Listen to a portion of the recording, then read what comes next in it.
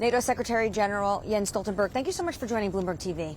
Thanks so much for having me. So we heard from President Biden today, and he was steadfast about U.S. support for Ukraine. At the same time, he was speaking, Speaker McCarthy from the House of Representatives, leading the House of Representatives, said that there are concerns about oversight for U.S. dollars going to Ukraine. He has a lot of questions for President Zelensky. He'll be heading to Washington.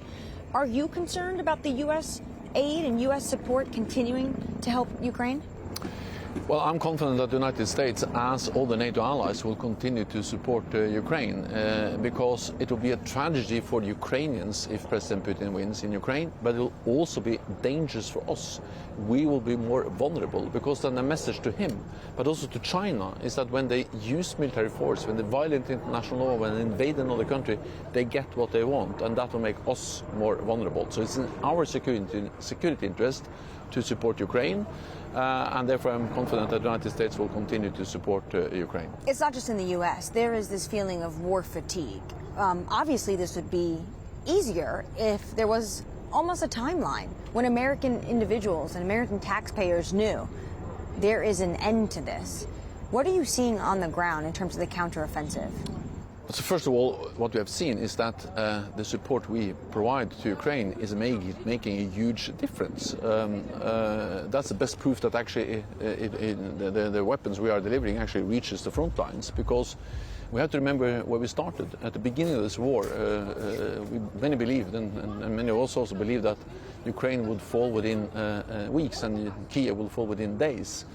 We have seen the opposite. The Ukrainians have been able to liberate the north around Kiev, the east around Kharkiv, and then the south around Kherson. And now they are...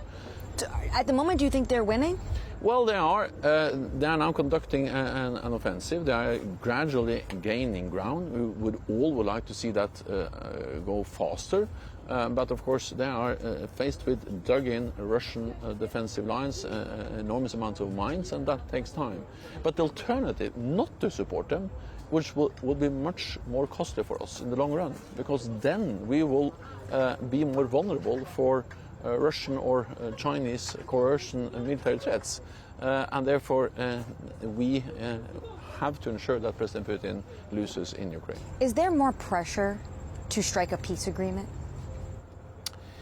It's for Ukrainians to decide when the time is right to, and when the conditions are right to sit down. So far, there are no indications that Russia wants to sit down and negotiate a just and lasting peace. So if we want peace, if we want a negotiated outcome, the best way of achieving that is to strengthen Ukraine on the battlefield, because that's the only way to convince Putin that he will not win on the battlefield, but has to sit down and negotiate a lasting peace.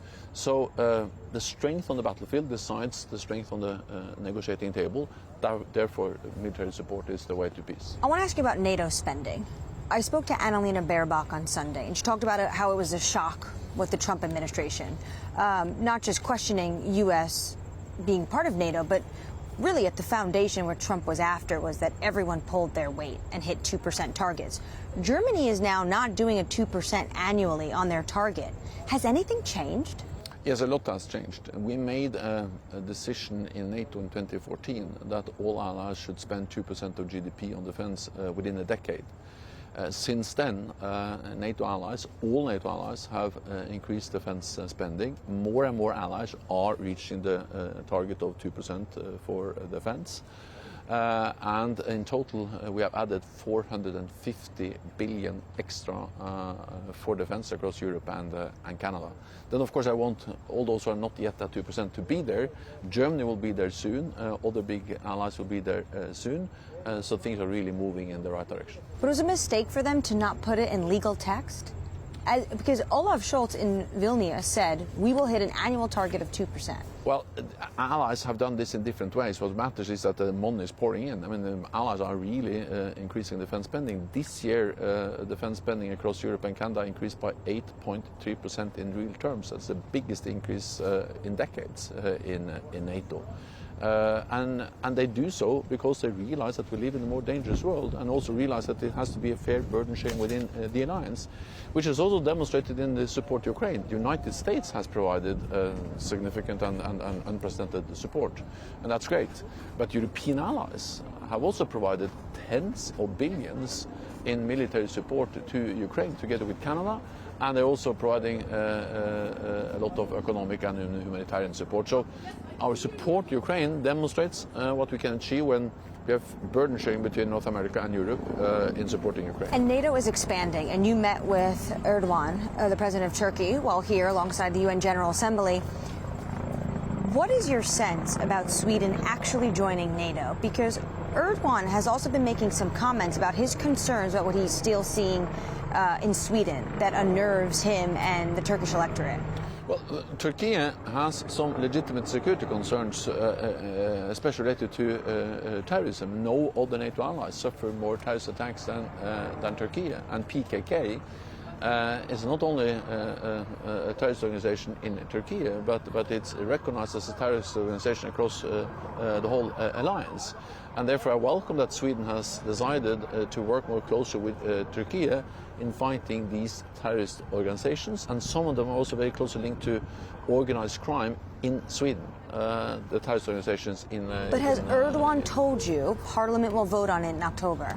Well, Erdogan stated very clearly, both in meetings with me, in a joint statement that we agreed, and also publicly in press conferences, that they will ratify the accession protocol for Sweden, and he also stated clearly that this will happen as soon as possible, meaning that the Turkish parliament needs to convene, and they will convene later on this fall.